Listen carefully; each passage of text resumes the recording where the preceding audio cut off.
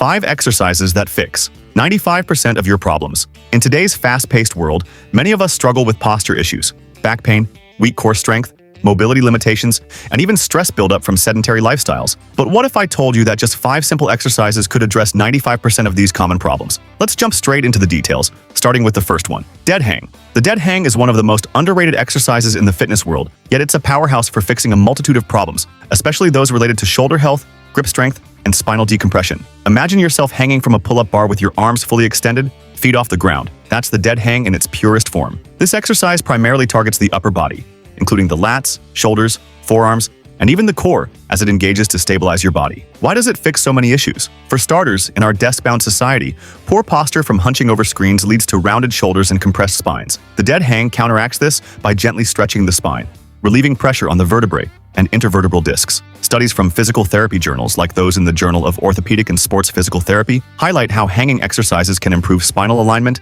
and reduce lower back pain by promoting natural decompression, similar to inversion therapy, but without the fancy equipment. To perform a dead hang correctly, find a sturdy pull-up bar or even a tree branch that's high enough so your feet don't touch the ground. Grip the bar with your palms facing away from you, pronated grip, at shoulder width apart or slightly wider for more shoulder stretch. Let your body hang fully relaxed, with your shoulders shrugging up toward your ears initially.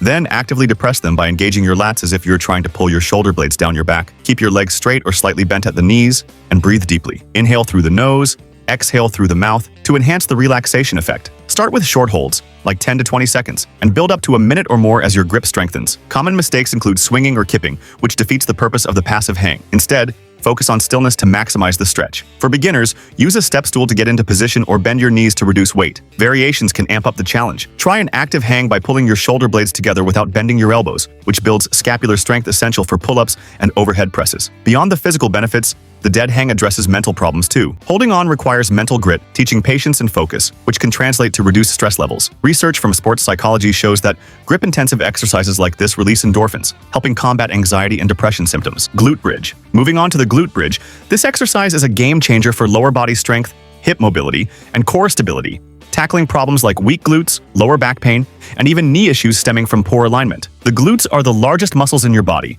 yet they're often underactivated due to prolonged sitting, leading to glute amnesia, where they forget how to fire properly. This imbalance causes compensatory strain on the lower back and hamstrings, resulting in chronic pain. The glute bridge directly activates these muscles by lifting your hips off the ground while lying on your back, creating a bridge shape with your body. According to strength training experts and studies in the Strength and Conditioning Journal, regular glute bridges can increase glute activation by up to 30%. Improving posture and reducing the risk of injuries in activities like running or lifting. Execution is straightforward. Lie flat on your back with your knees bent and feet planted hip-width apart, heels close to your glutes. Press through your heels to lift your hips toward the ceiling, squeezing your glutes at the top while keeping your core engaged to avoid arching your lower back. Hold for a second or two, then lower slowly with control. Aim for 3 sets of 10 to 15 reps, focusing on quality over quantity. Breathe out as you lift and in as you lower to maintain rhythm. Beginners can start with body weight, while advanced users add a barbell across the hips, or try single leg variations for unilateral strength, which helps fix imbalances that cause hip pain or sciatica. Avoid common pitfalls like pushing with your toes instead of heels, which shifts work to the quads, or letting your knees cave in. Keep them aligned with your ankles for proper form. What makes the glute bridge so valuable is its holistic impact. It strengthens the posterior chain, including hamstrings and lower back, which supports better deadlifts and squats in the gym. For everyday problems, it enhances pelvic floor health, beneficial for postpartum recovery or incontinence issues. Physiotherapists often prescribe it for rehabilitating hip flexors tightened from sitting, as the movement stretches them while strengthening the opposing glutes. Incorporate pauses at the top to build endurance, or pulse for higher reps to burn out the muscles. Farmer's carry. The farmer's carry might sound simple, just pick up heavy objects and walk, but it's a full-body powerhouse that fixes problems ranging from poor grip and core weakness to unbalanced posture and metabolic inefficiencies. This functional exercise mimics real-life tasks like carrying groceries, building resilience in your grip, shoulders, traps, core, and legs. In a world where we rarely challenge our bodies with loaded carries, this movement reignites our primal strength, improving overall stability and endurance. Research from the Journal of Strength and Conditioning Research shows that loaded carries like the farmer's carry can boost grip strength by 20 to 30% and enhance core activation more than traditional planks, as it forces anti-rotation and anti-flexion underload. To do it right, grab 2 heavy dumbbells, kettlebells, or even water jugs, equal weight in each hand. Stand tall with your shoulders back, core braced, and walk forward in a straight line for a set distance or time, say 20 to 40 meters or 30 to 60 seconds. Keep your steps short and controlled,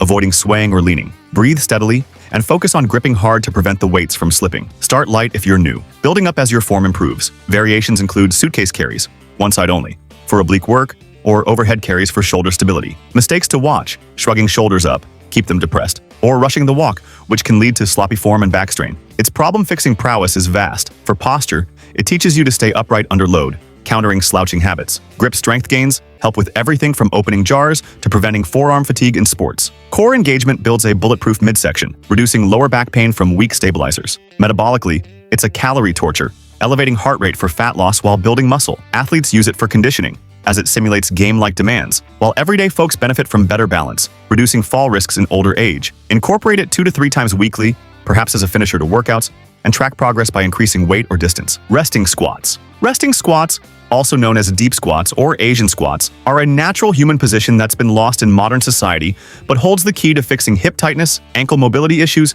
and lower back tension. Unlike traditional squats, this is a passive hold where you sink into a full squat with heels flat on the ground, knees wide, and torso upright, mimicking how our ancestors rested. It stretches the hips, glutes, quads, and calves while decompressing the spine, addressing problems from sedentary living like stiff joints and poor flexibility. Yoga and mobility experts, backed by studies in the International Journal of Yoga, note that holding deep squats improves lower body range of motion by 15 to 25%, enhancing daily movements like bending or sitting. Perform it by standing with feet shoulder width or wider, toes slightly turned out. Lower your body by bending at the knees and hips until your hamstrings touch your calves, keeping heels down. If they lift, use a block under them initially. Rest your elbows inside your knees for support and hold for 1 to 5 minutes, breathing deeply to relax into the stretch. Beginners might need a wall or chair for balance. Variations include adding a twist for thoracic mobility or holding weights for added challenge. Avoid forcing it if you have knee pain. Ease in gradually. This exercise fixes so much because it restores natural mobility lost to chairs and desks. It opens tight hip flexors, reducing anterior pelvic tilt